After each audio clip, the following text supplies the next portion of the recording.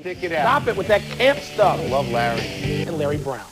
The 76ers are 11 games off their championship pace from last season, and Iverson took his frustrations to the media the other night. We don't have no kind of chemistry on offense at all. You know, I don't know what the plan is night in and night out as far as the offensive end, you know. And defensive end, you know, it should be obvious. You know, we need to get stops and hustle, you know, and scramble like we always did, but we don't have that team no more. Joining us now is Ashley McGahee, who covers the 76ers for the Philadelphia Inquirer. Ashley, what in the world did Larry Brown say after Allen Iverson's comments the other night? Larry said that he has coached the same way for the 5 years that he's been here, and that he's coached that way since he was coaching the ABA, that he wants the team to play hard, to play the right way, as I'm sure Tony knows what that means, and to start on defense and create offense off of defense. I've known Larry for almost all of my life, as you know, Ashley, and I would lay myself in the gutter for him if I had to. But I also know that Larry is very mercurial. And a couple of weeks ago, when they were on a Western swing, there were rumors that he was going to quit the team. How serious were those rumors? I know Billy King was out there, the general manager, maybe even to talk him out of it. How serious were those rumors? And do you expect him to last the whole season?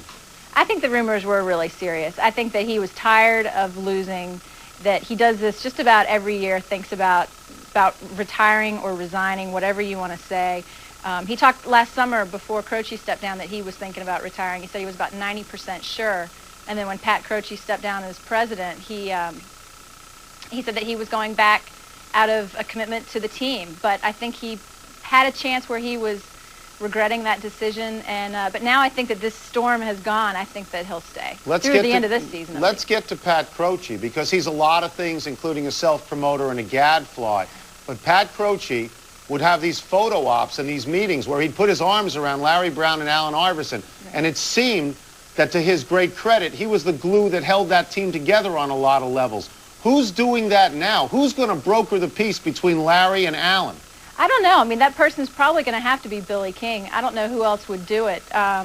You know, at Media Day this year, Larry and Allen both made a point to say that too much was made of Croce's bonding those two together. They thought that they deserved more credit for changing even just a little bit. But I don't know. It seems like we've reverted now back to how things were before they had this big coming together, this love fest that there was last year. But not all of this is Allen's fault. I mean, I know we talk about Larry Brown being a great coach, and he is, Ashley, but Larry also acquired these new guys. He traded away essentially an entire championship caliber team.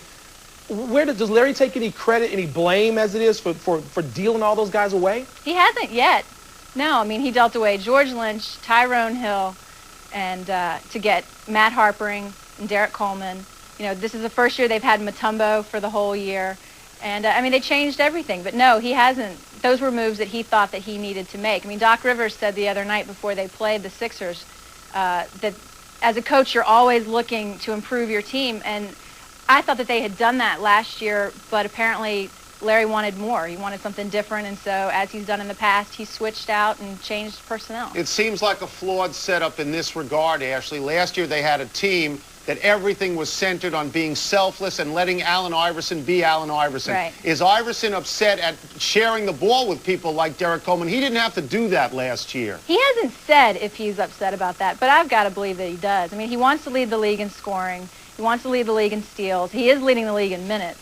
And he wants to be the guy who takes the shots. You know, sometimes he's taking shots with 18 seconds left on the shot clock, which infuriates Larry. Sometimes he's got the ball with 2 seconds left and no one else will have taken the shot.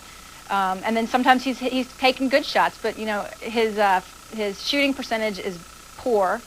And he, I think, had to take 27 shots the other night to get 28 points, and you can't win that way. All right, Ashley, thanks for joining us. The 76ers will remain a compelling story, I'm sure, the entire season. It is not a duck.